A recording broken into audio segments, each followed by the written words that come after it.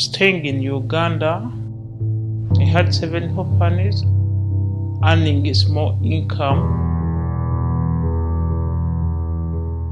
In my time when I had lost my husband, he had died of cancer, so they had taken everything about my kids' things and my property. The money I was earning, it was not enough for us. So one of my friends who was working nearby my kiosk brought for me a deal that I can come abroad and I make more. I sold my stock, all the drinks and the fridge, and I hand over the money to them. I left my kids with my grandma and my siblings. My firstborn, he's 10, and the lastborn, I left him with 3 months. Now he's 6. I'm going 7 years without seeing them. I met a friend at church who told me, like, you can get a better life once you go to Thailand. There was teaching, there was working in petrol stations, supermarkets. Thailand is an easier place to get into. The cost of living is less expensive. And I think people believe that, the opportunity for jobs would be higher here. I arrived in Thailand without my knowledge. They told me that I'm going to Europe, but I just found myself in Thailand. They took my passport from me and they had witchcraft, everything. They introduced me to the prostitution business. You enter the hotel with the man, they wait for you after they get the money. I was like that, controlled by them. I was under their spell. I stayed with them like for 2.5 years.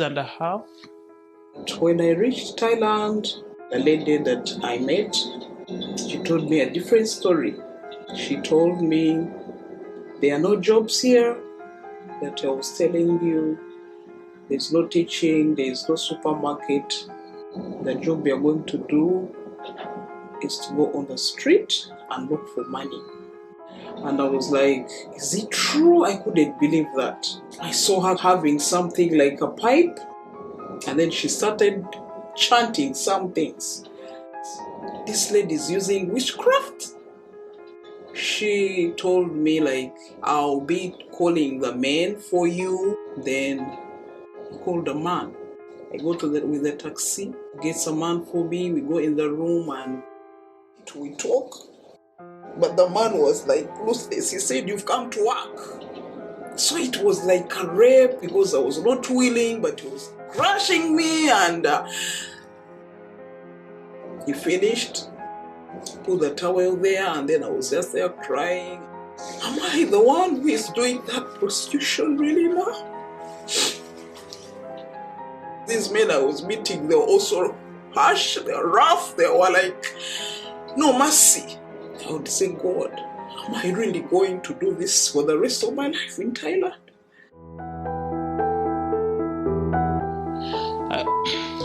The time reached when I went to the street and I met a rude customer who wanted to kill me. So when I went back home, I told them that I'm not going to work again. They decided to leave me in the room without anything, even without a mattress.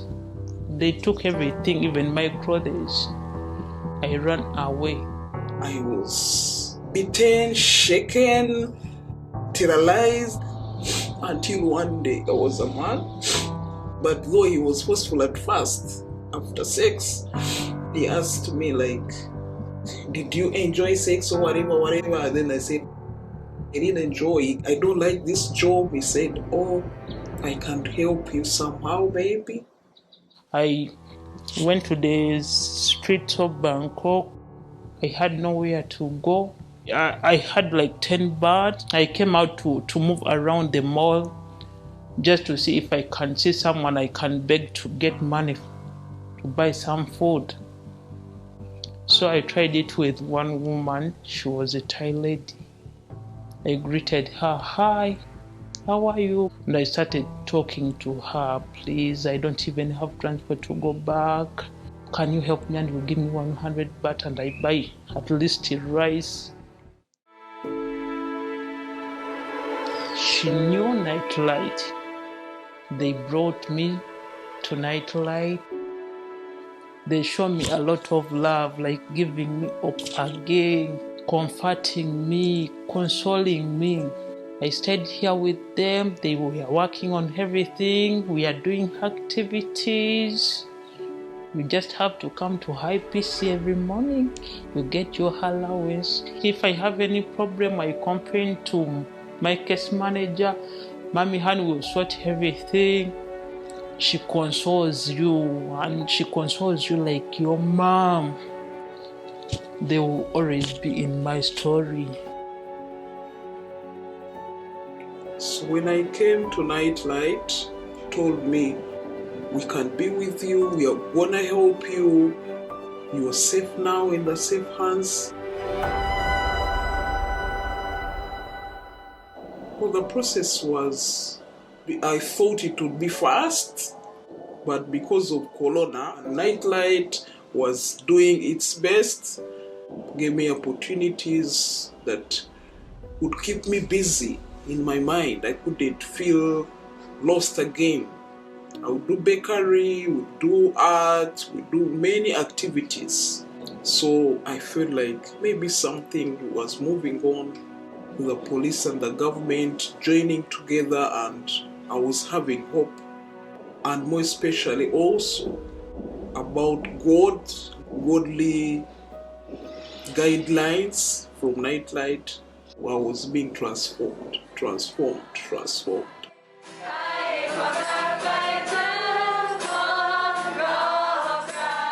They've been away already several years from their families.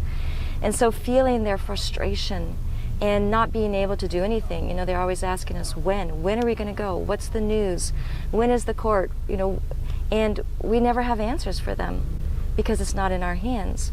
So all we can do is, call and, make phone calls to remind the law enforcement, remind the government, remind prosecutors that the women are anxious and need to go home. And so finally, now, the day has come, and when they got the news that they were going to court and they'd be going home by Christmas, they started dancing and just clapping their hands, and we're so excited and so grateful. I was excited when they told me that I'm going home, singing all the night. But what I'm scared of, I'm going outside and I'm going to stay alone. I'm happy inside, but I think about going back. I'm going to face everything again. A day came when they said you're going back home. Just the word, you are going home to meet your dear ones again. After all this time, I'm feeling like, oh God, this is the day. This is the day. The process for the case today has been going on for a year. And today we're headed to court where the victims of trafficking will do a pretrial hearing, which means that they give their statement in court in advance of the actual court date, and that then releases them to return home.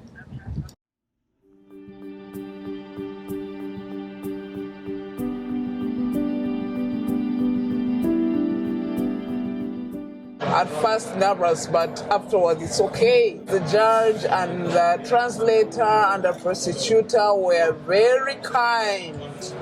I gained the confidence and I started answering. I'm waiting to go back home. That is my own way I'm feeling, really. So much excited now.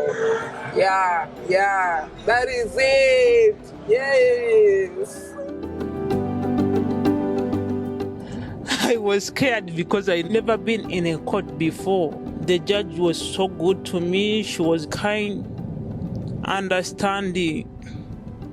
I feel so relieved, like I can see my children again. I can meet my family again. Even that one makes me cry, seeing where I have been and now where I am.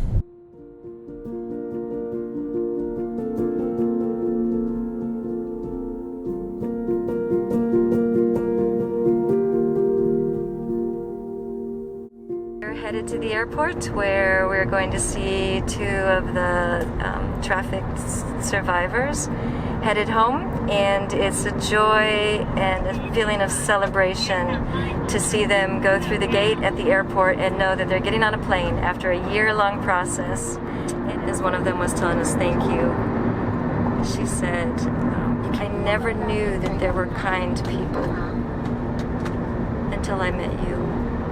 I'm sad for what she went through, and I'm thankful that having gone through all of that, that she now gets to experience goodness and love. She said, you can't buy love. And what I've experienced with you people, now I know I have value. And I didn't know that before. She said, you are part of my story forever. I told her, you have value. You are beautiful. You are worth it.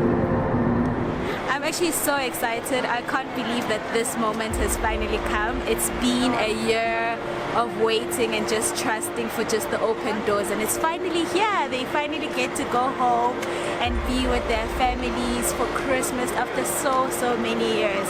I'm happy. And happy to celebrate with the women. So we send them off back to their home country today. Well, I feel so excited. I'm happy for them. They can start a new life tomorrow. So I'm here at the airport after 1 year. We were waiting for this moment. So I'm so happy.